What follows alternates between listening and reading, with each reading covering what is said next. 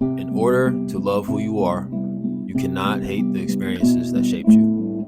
Okay, I'm gonna say that one more time. In order to love who you are, you cannot hate the experiences that shaped you. It's very, very easy to dwell. It's very easy to think about things that we've gone through, things that hurt us, people that let us down, people that hurt us, the mistakes that we made, us messing up, us not knowing any better. But dwelling does not help anyone, and you have to learn to accept that things happen the way they did, that things are the way they are now. And if it wasn't supposed to be like how it is now, then those certain things would have never happened. Once you learn to accept that, I feel like life, it gets a lot easier. You accept that things sort of just happen. Experiences were meant to shape you. Experiences were supposed to happen so you can learn from it, right? And it's up to you if you're going to learn from it, or you still continue to do the same things that's hurting you.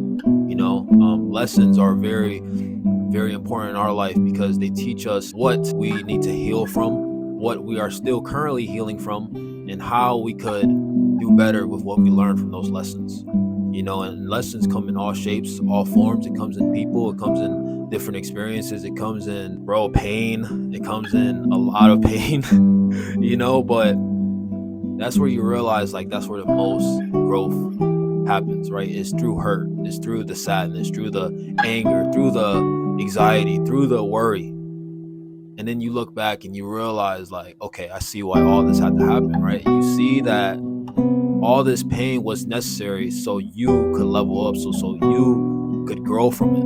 Resentment and holding grudges is not going to help you. That doesn't help you grow. I feel like that helps you stay stagnant. It's like putting a Band-Aid on a very, very deep wound.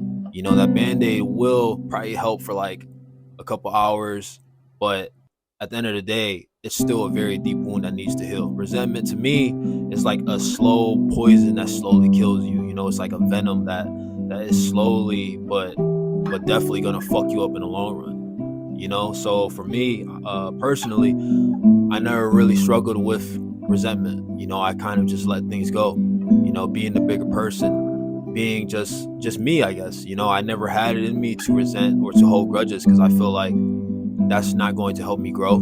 So let's just move on. Let's move forward. Let's heal from it. And it's going to take time, right? That's how grief usually works, is that it takes time. And that's sometimes the only answer is time. And you must allow yourself to feel. You must allow yourself to grieve. You must allow yourself to feel the things that you've been maybe not realizing that you are avoiding. We go through life and we live our life, but then when we're by ourselves, when we're alone, we're laying down in our bed, we're the ones that's dealing with what's going on inside, right? What's going on in our mental. The more you run from that, the more you avoid it, you're delaying the process of growing, of healing, of becoming a better you. And it's scary. It is very scary. And I understand why. I get it. Like, I'm so understanding, and I see why people avoid it, because facing yourself is probably one of the scariest, most difficult things to do in this life, but someone has to do it. Someone has to do the hard things. And if you choose to do the hard things, you are going to be rewarded. It may not be today, it may not be tomorrow, but through time and in time, you will get what you deserve. So me being alone at a young age, it allowed me to figure out what I truly want, right? And what I truly desire. And I'm grateful for that. When I was younger, I used to feel like, damn, like, I wish I had friends. Damn, I want to be in love. I want to do this, do that. But then as I'm older now, I'm glad. I'm really, really glad. I'm really glad that things happened the way they did. And I'm happy with how things happened. And I wouldn't change anything. I'm glad that my life is the way it is, that I'm the person I am now, and that I made the mistakes I made, because now it's only up from here. So like I said in my last video, right?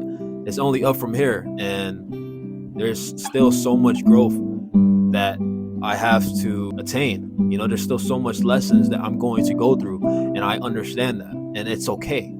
And yes, it's going to be hard. Yes, it's going to be painful. I know that, and I'm only 23, turning 24. You know, I'm still so young, bro. There's so much ahead of me, but I understand that life is a journey, bro. You know, and everything will be okay. Everything's going to work out as long as I continue to keep putting the work in, as long as I continue to evolve, to create, to keep being me, be more of me, right? And the more I be me, the more I let the ones around me that I love and care for be more of them. I feel like it's a beautiful, beautiful feeling when you're allowed to feel safe in your own skin. You know, that's the ultimate goal for me. I want the kids to know, and people of all ages to understand that it's okay to be you, right? There's no problem with being you. You know, you should embrace yourself, right? The things that you may not like about yourself or the things that you hate about yourself, you have to learn to love and accept that, because there's some things that you can't change that's out of our control, but there's also many things that we can change, right? That is in our control. But for now, focus on what you can control and try to change those things that you don't necessarily like about yourself, whether that be mindsets, whether that be perspectives, whether that be looking at things in a healthy manner instead of a negative one. You know, it starts day by day, you know, building that positive and good habits. You know, it takes time, but once you build those small things, then accomplishing the big things don't seem so far away. You know, that's where it starts, the little things. How you take care of yourself, how you show up, how do you carry yourself as you walk, how do you treat yourself, how do you speak to yourself. You know, those are all, I feel, little things that we can do and improve on always. And once you work through that, I feel that, like I said, the big things, it seems more easily achievable. Damn, this is a yap session indeed. I don't even know. My mind be all over the place, bro. I just be going left, right. I don't know, but I hope what I said makes sense. And I hope you got something out of this cute little fox in my shirt. You know what I'm saying? But anyways, I hope you enjoyed that yap session number 2. Bye. Love you.